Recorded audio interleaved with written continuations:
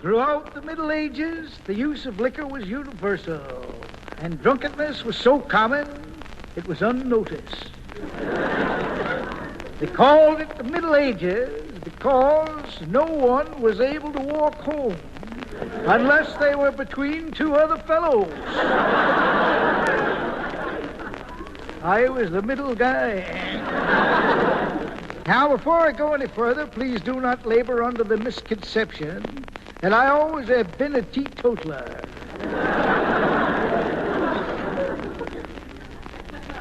In my younger days, I was prone to take a nip.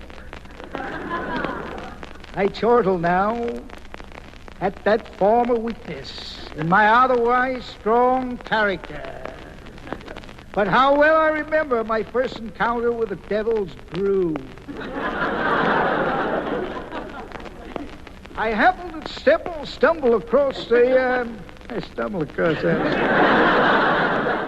typographical error.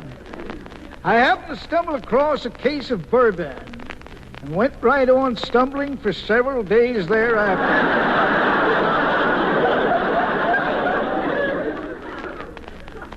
Of course, now I touch nothing stronger than buttermilk. 90 proof buttermilk.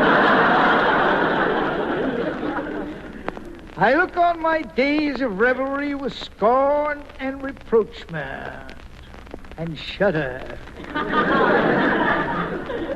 when I recall going to the corner saloon, tugging at my daddy's coattails and saying, "Father, dear father, come home with me now and bring a jug with you."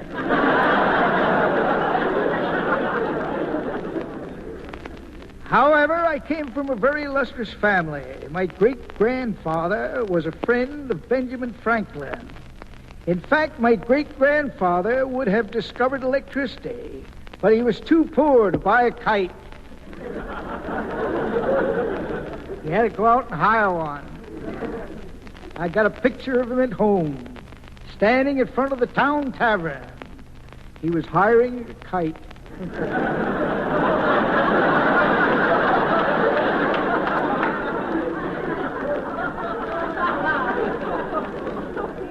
Much higher. Now, many of you in the audience are giggling and scoffing and saying that I have given up strong drink only because the stuff is so hard to get nowadays.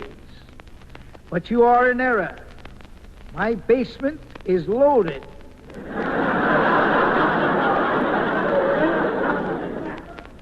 As I am. A pickpocket I once converted told me they have a school in Chicago, short for Illinois. A pocket-picking school.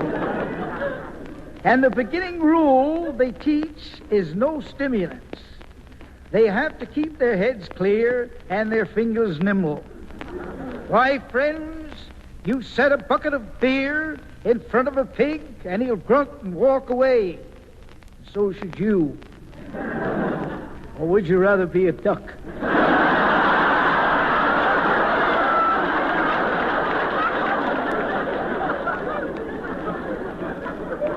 Back in my rummy days, I would tremble and shake for hours upon arising.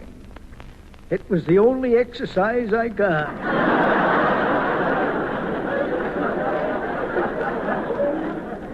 Now, don't say you can't swear off drinking. It's easy. I've done it 1,000 times.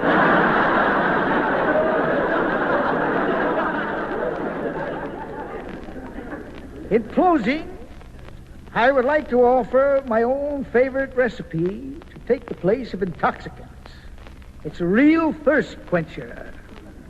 It's called the raspberry freeze, known in England as the raspberry freeze. Take 1 cup of pineapple juice, 2 cups of raspberry juice, 1, if you're in Europe, 1 cup of black tea, 3 cups of water, and 2 egg whites. Freeze until half stiff. Well, When you're half stiff, everything is all right. I thank you.